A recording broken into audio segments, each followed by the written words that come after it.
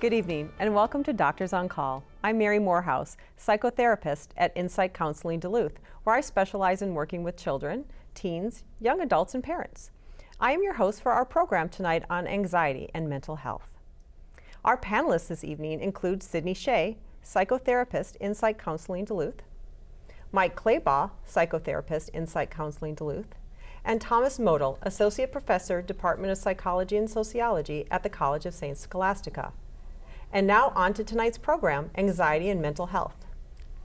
Thank you all for coming tonight. I appreciate you guys joining me and talking about this very important, timely topic of anxiety and mental health. We hear so much about it. I'm very intentionally wearing my red, white, and blue tonight because I think with this election that's coming up, and so there's a lot of, in the media and on social media, there's a lot of talk about this particular election and stress and anxiety.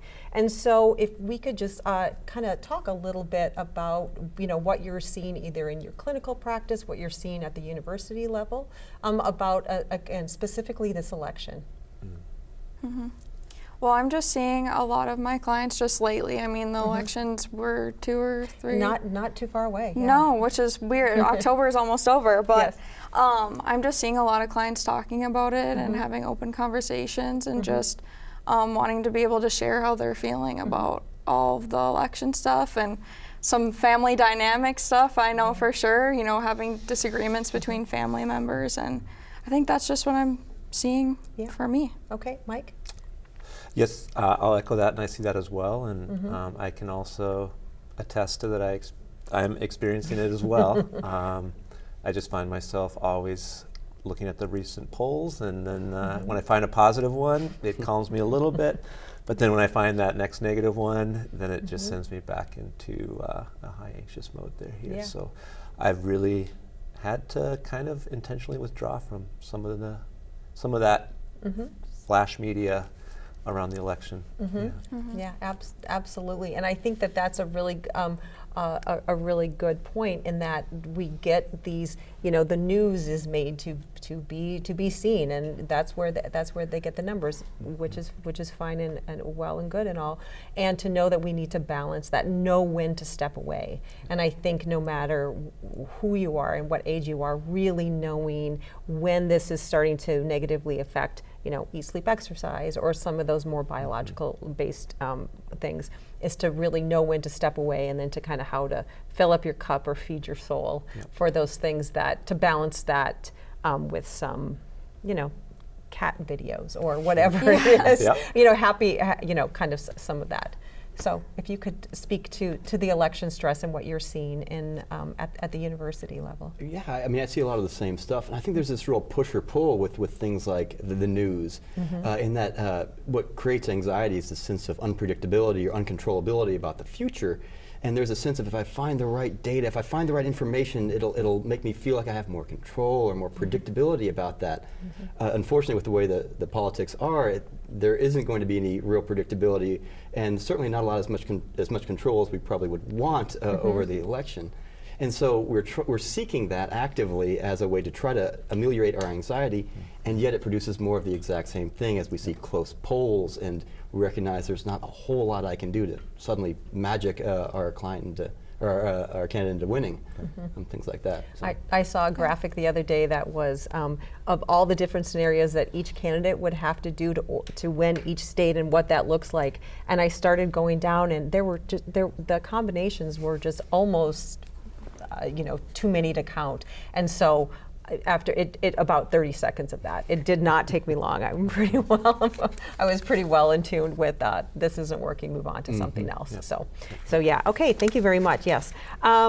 So let's talk about, Mike, let's start with you and talk about kind of some of the physical manifestations of anxiety. And so to kind of understand the biology, if you will, of that. Sure, yeah. So stress is universal for all living organisms. Anxiety tends to be more for us as humans because we can create our own stresses in our minds. And so if you're a wild animal, you're definitely stressed when you're being pursued by a lion, for example. But when that's over, it doesn't take long for the body to reset and just go back to grazing. But for us as humans, we can be in that state, and we can put ourselves in that state just by our thoughts and just by our worries about the future. And so it's really, it's really unique to us in its most extreme forms, the anxiety there. Okay. Yeah. Okay. Thomas, if you could talk a little bit about some of like the anxiety disorders that we kind of have, and our DSM, our personal psychology Bible. But can you talk about like some of the disorders that happen under the anxiety, like social anxiety, and some of that? If you could speak to some of that, please. Sure. The anxiety disorders, as a general family of disorders, are the most common set of disorders out there. About 1 in 3 Americans are going to meet the criteria at some point in their life for an anxiety disorder. So these are the most common set that we have. The most common one within that is what we call specific phobia. It's the fear of a very specific object or situation. You may have somebody that's afraid of snakes or spiders or something like that. And that's the most common one. And there's also more pervasive versions of anxiety disorders. For instance, generalized anxiety disorder. This is an anxiety around a number of life situations where it feels like anxiety is a constant presence in one's life. And it usually manifests to such a degree that people have some sort of physical manifestations of the anxiety as well. It's inability to sleep, or really feel like you can't stop yourself from being keyed up, or you have a lot of tension or pain that you carry with you from being stressed out and tight all the time. And so it becomes really a part of somebody's overall life. And there's a few different anxiety disorders within that category, within the family, but those are 2 of the most common ones, or at least some of the ones that really affect people. Okay, so 1 in 3 people gets diagnosed sometime in your life. So I think kind of going along with that, so if people are diagnosed, can these kind of come and go? Can someone get diagnosed with like a general or a phobia, and can these kind of, I guess, at some point you have all the symptoms to have that disorder, and then can they kind of go away? Yes, treatment rates for these things are usually, the prognosis is very good with treatment. Some people seek treatment more often for some disorders versus others, but for across the anxiety disorders, the success rates for treatment are very good, especially when you start to combine things like pharmacological treatments and psychotherapies. There's a lot of things that are very effective in conjunction with each other to help work on these things. Yeah, so kind of the gold standard for like for some, like that the psychotherapy and some sort of treatment. Okay, and so good results, because I think a lot of people, if they I don't want to say get labeled, but if they have this diagnosis, there's a certain amount of fear that this is never going to go away, and I am this, instead of this is a temporary thing. And in many ways, that's the way anxiety works too. It promises that it's going to stay there and it's never going to go away. It's the way it works in our head. It feels like it's forever. Yes. And there is a lot of hope out there for folks who do seek treatment around the anxiety disorders. And a lot of people, everybody pretty much experiences some amount of anxiety in their life. It's only whenever it becomes impairing and becomes a part, it prevents somebody from living the full life, a meaningful life that they want, that we start to really call it a disorder.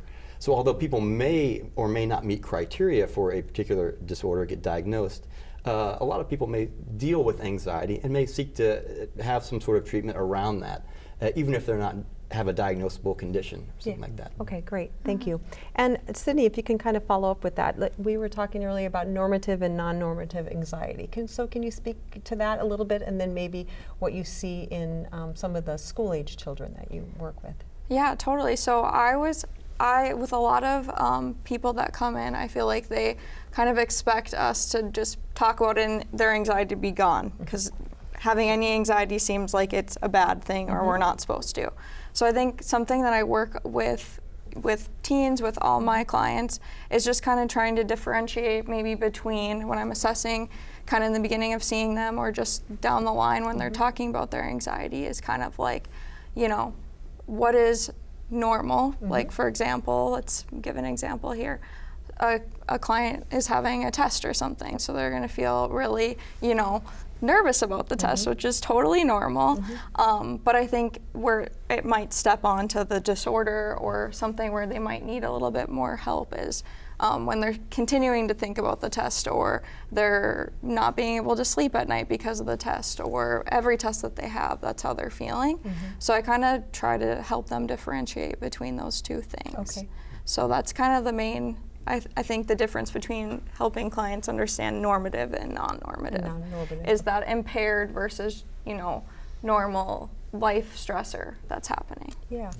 And we were talking before about social anxiety. And so can you speak on that a little bit, and then a little bit around the COVID, because we're still feeling the effects of what COVID,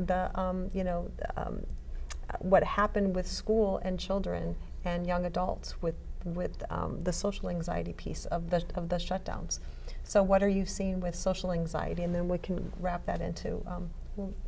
We'll head to Mike for COVID. Okay.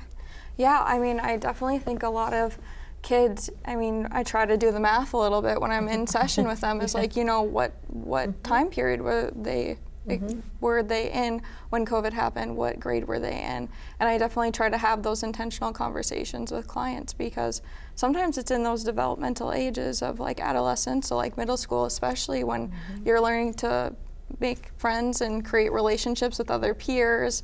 So I'm seeing a lot of that then translating, some high schoolers, I would say today, with I think around COVID was around their middle school time, so like not having that time to develop that in their brains and experience that. So I think just being able to normalize that and talk about it and what's going on. And also I'd say with social media too, a lot of kids were on social media a lot during COVID, and I would definitely say that has an influence on social anxiety and what we're supposed to be doing, and kind of trying to challenge and talk through those things with my kid clients of where's that coming from? Where are you finding that? And challenging that, and then bringing it into their life and being like, when you're experiencing the world and you're seeing other peers, are those things that you're thinking with your peers? And kind of challenging that social anxiety too, and what's really where's that coming from? Where's that coming from? Absolutely. And I think during the lockdown and during COVID, the only way to connect was virtually and was on the phone and was through their computer. So that was a good thing. And now that we're back to, and it has been a few years now, kind of coming back, and depending on the person and the personality, and the tendency to kind of become, I'll say, it's kind of addicted to that type of connection, it's hard to pull it apart. So Mike, what have you been seeing from kind of under this COVID umbrella, as far as like the anxiety and kind of the post-COVID anxiety, if you will? Sure. I see a lot of young men in their early 20s to mid 20s, and I think the COVID combined with technology and computers, that they're spending a lot of time on their computer, and they might be engaged with others in that virtual world, but in the three-dimensional world, they have very little contact, and then by the time they are becoming adults in their early 20s, they really have a difficult time engaging with the world in the way that we expect or we think that would be happening. And so it can be really high anxiety, really difficult times leaving the house, and again, continued computer use. Yeah, and it's become part of it. Thomas, can you speak to that a little bit about the COVID and the trends also that you, like this post-COVID world that we live in? Yeah, certainly in college it manifests. For a lot of students coming right out of COVID, they hadn't really taken an in-person test in a long time, an exam. And so sitting for a big midterm in a college setting felt very anxiety-provoking for them. Or things like presentations, standing physically in front of a set of people, to present. These presentation skills were something that were maybe not as refined, and that manifested in more anxiety. And this isn't a new thing, though. When we look at overall data about what makes people anxious in the United States, the number one thing that comes up is public speaking. That's the first thing. Number two on the list is death. And so literally you have people that will say, this is worse than my fear of dying is public speaking. And so the anxiety around performing and potentially being judged negatively by others is a big anxiety and worry amongst these folks, and especially if you haven't had the skills or the exposure to being able to do that a lot. and have successes and failures along the way, it can feel really overwhelming. Yeah, so you didn't have those little raise your hand in class, or the teacher calls on you in class, which is a very small way of public speaking, right? You're still having to answer 2 + 2 is 4, and you're in first grade or whatever that is. And so taking away during those certain developmental years, those little, and that's how do we learn? Well, by doing. There's no shortcut to that. And so, taking away those years. And so what do you feel like, what are the best coping skills or kind of ways to kind of to think about it, to kind of look at the, okay, so public speaking is hard, social anxiety is hard, I don't have those skills, now what? So what sorts of skills do you like teaching your clients about either anxiety, about coping with it? Well, I think the first thing is really just being in touch with what's going on in your body too. So a lot of kids, I feel like, and a lot of people in general live in their heads. So being able to be mindful and focus what's going on around you, focus what's going on in your body when you're feeling anxious. Even just like breathing, like deep breathing, like triangle breathing, for example. That's where you'll breathe in for. Tell us about your triangle. And I think everyone has their favorite breathing technique. So tell us about triangle. Okay, breathing. So triangle breathing, you'll breathe in, hold, and then breathe out for the same amount of seconds. So I like 4. I mean, different people, you can kind of customize it however that feels good for you. But you'll breathe in for 4 seconds. I mean, we could all kind of like do it together a little bit. So breathe in for 4. Hold for 4. And then breathe out for 4. And then doing that as many times as you can feel more regulated or feel less activated is a skill that I really like to teach my clients. Yeah, that's great. Feel calmer already. Thank you. Mike? So I would say that when I work, and it depends on the presenting concerns of the person, so I will sometimes do some cognitive behavioral therapy, like exposure and response prevention. So if you have a phobia of something, that you try to work your way towards that, and then not have the response that you would have had when you're anxious, so that you can then slowly come to acclimate to that phobia or that piece there. I also do a lot of internal family systems work where we explore this anxiety, and we always try to say it's a part of you that you're just feeling anxious right now, and we try to create a relationship with that part. And then we also really are curious about how that anxiety is trying to help you, because people tend to really hate their anxiety oftentimes, but really your anxiety is there for a reason, and it's trying to keep you safe in some way. And usually what I find is behind all of this, then there's some core negative beliefs or some childhood experiences, or there's something else in there that's at play that's helping to manifest those anxious symptoms there. So the anxiety is there to help them to not have to experience something that they had to go through at an earlier point in their life. Okay, so that anxious part as a child helped them, and now it's a little bit it's no longer helping, or it's no longer serving them as well. Is that? Sure, or it still is. It still or is. it's stuck in where it was. It's still stuck where it was serving them initially. Gotcha. There, but in the end, it's always, at least your anxiety thinks it's helping you out, and trying to talk it away or trying to ignore it, and just doesn't work. So it's really an experiential relationship to your anxiety, I find, can be very helpful, rather than trying to avoid it or feel shame about it. Okay, great. What are some of your go-to coping mechanisms, coping skills that you teach or provide for students? Or I really like that idea of, of thinking about anxiety as data, right? This is information about your world, about your experiences. This can allow you to use it well, like use your anxiety well. It can be motivating because you don't want the anxiety there anymore. That means make a good plan that you believe in to go and then attack the source of this anxiety, not yourself or something else or procrastinate, but go and try to examine what is actually going on that may be causing this. Do I need to study more for my exams, or how can I use this data in an actionable way to get my feet moving and more in the life that I want? Because it's telling me right now that there's something not going right. There's something not going well in my life. And that can be really important pieces of information.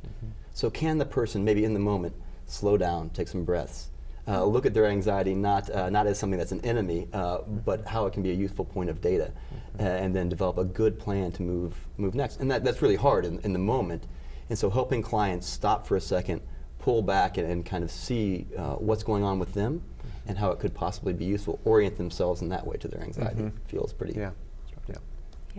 And so kind of talking about minimization, not elimination, you know, is something that we talk about. And so sometimes, again, like what you spoke to earlier, is I want to just eliminate, I just want to get rid of it. And so that is, sometimes that just in and of itself is a hard space for people to get to, because it's so big and it's so scary that it's, they just want to be rid of it. And I think that there's also a space of being, becoming comfortable with being uncomfortable. Yeah.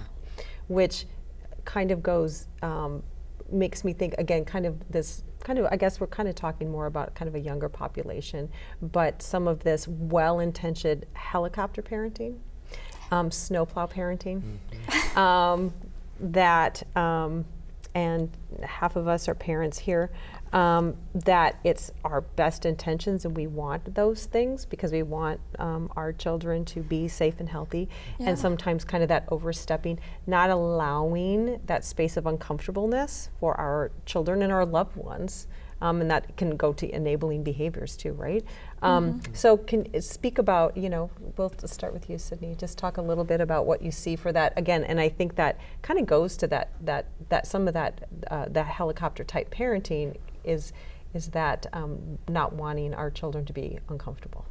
Yeah, I think my work with clients a lot is trying to be able to sit with that discomfort, and what are, like, a lot of it is not invalidating that they feel that way. So really validating, like, yes, this test, for example, I'm going to use test again. This test is really nerve-wracking, and you studied for this long, and you got this. And giving them some evidence too of, you aced the last test and you killed the last test, so you're going to do this, you're going to do it the next time. So it's like, yes, these things are uncomfortable or they're anxiety provoking, and you got it. So two competing feelings maybe can be true at the same time. Absolutely. I was going to say, I think oftentimes, you know, we have these cognitive distortions of all or nothing thinking too. So we think that either I'm anxious or I'm not. And it's just, it's like a light switch rather, and I always work with clients about, we look at it as like a dimmer, or like, let's just try to see if we can turn down the volume by maybe a couple decibels here. And if we can do that, then we have some successes here. But a lot of us, you know, have this sense of when we go in that we want it to be gone.